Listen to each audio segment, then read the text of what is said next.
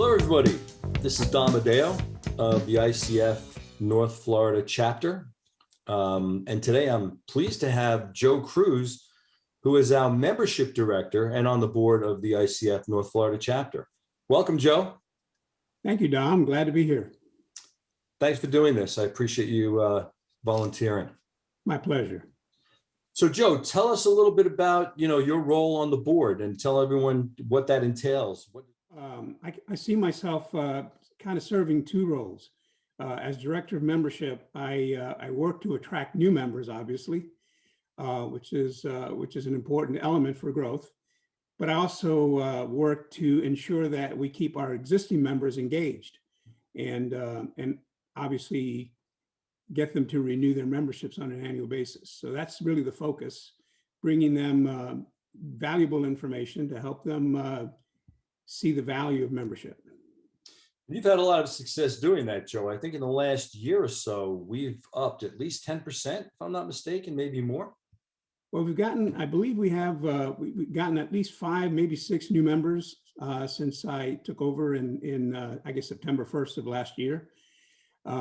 We've also brought some expired members back, which I think is important as well. These are members who allowed their membership to lapse, and obviously I doggedly pursued them and got them to come back. So that's like, if I do the math, that's like 13%, I think, increase, or at least, as you say, combine new and renewed members. That's wonderful. Sorry. As important, it's really to keep the members that are already members engaged. We have some members who aren't very active in the chapter, and we try to find out what's keeping them from being active and participating in our events and our meetings. Mm-hmm. So I reach out to them, try to communicate with them, keep them engaged, and that's part of the role. So, new members, but existing members equally important. Yeah. You bring the same passion into your role as director as you do into your coaching. Well, absolutely. I'm a firm believer in the value of coaching. As a retired executive, I was a banker for 40 years at a senior level. And when I decided to transition out of banking, I wanted to find something that would allow me to use my years of experience and what I know to benefit a constituency. And for a long time I looked at different avenues, and it was serendipitous that I stumbled on coaching. I found that coaching allows me to not only share what I know, but also allows me to learn in the process, because I learn from my clients, I learn from other coaches, and I learn from just reading information on coaching, books and periodicals. So, Joe, what are some of your favorite questions when you're coaching a client? Well, my favorite question is what's most important to you? I find that is probably at the heart of whatever a client's real focus is. However, I never ask that in the initial session, or maybe in the first couple sessions, because oftentimes when you ask that question, people don't really have a firm idea of what is most important to them. I'll tell you what immediately comes to mind, but as you probe further in the conversation, you realize that maybe that wasn't really the most important issue for them. So I kind of wait, get a little more context, a little more understanding of what the coach's issues are. The client's issues, and then at the appropriate time, I'll ask that question. Yeah, it's amazing how sometimes even the goal or the issue itself is a discovery process with clients.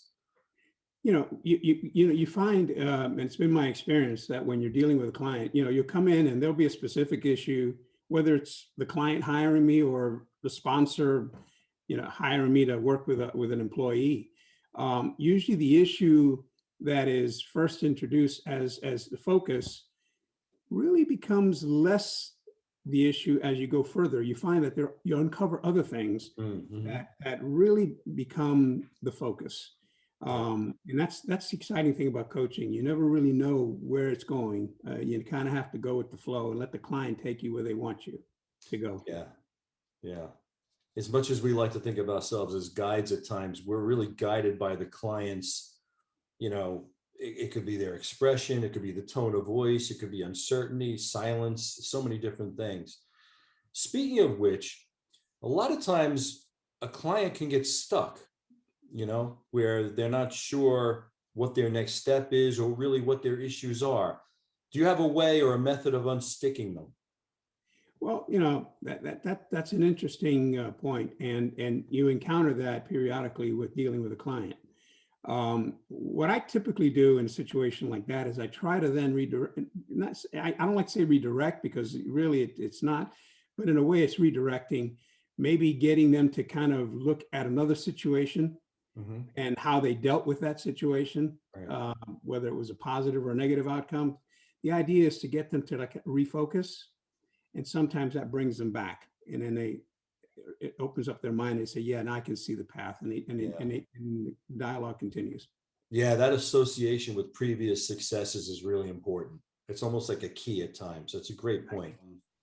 How how do you see yourself, and how do you see the chapter in the next 6 months or so? Because I think we have about 6 months left to our term, which I think is through September or around September. Yeah, actually, I think our term is up on August 31st. But my view is that the future is very bright for the chapter. We've got some energy. I think we have a very good board.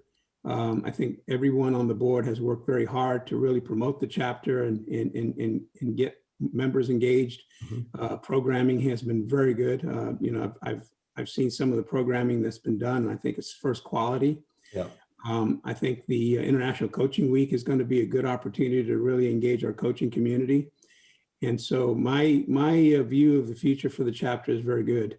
I was drawn to the chapter. I was on the board of the South Florida chapter for about 3.5 years, and I saw the growth take place there. It was great to see the energy that was created. And I kind of see that happening here too. I think the board under Elizabeth's leadership has done a very good job of really focusing the chapter on what's important. We just completed a survey, the results of which I've shared with the board, and hopefully we'll have an opportunity to utilize that information that we got from our chapter members to help us plan for the coming year, so that whether it's the current board or the future board, the idea is we have the basis on which to really plan for the future, to really promote the chapter, get our members to be more engaged, hopefully attract newer members, and really grow the coaching profession in the Northeast Florida market. Yeah, well said, Joe. I agree. So, Joe, I want to thank you for taking the time this morning to meet with me and to talk to our viewers about what the chapter does and what you do specifically as a coach and as a director on the chapter's board. Well, Dom, it was my pleasure, and I really thank you for giving me the opportunity. And I hope that we get good feedback from our members, and want to encourage our members to really give our chapter a look and get more involved. Great, thank you, Joe. So everybody, as Joe said, we are pushing for membership. We have a lot of great programming through our programming director, Della Shaw. If you are interested in the chapter, or you're interested in seeking Joe out as a coach, I know he's a great coach, or any of our great coaches in the chapter, check out our website, ICF North Florida chapter. Just look it up, and I'll have it at the tail end of this video where you can look us up. Thanks, everybody.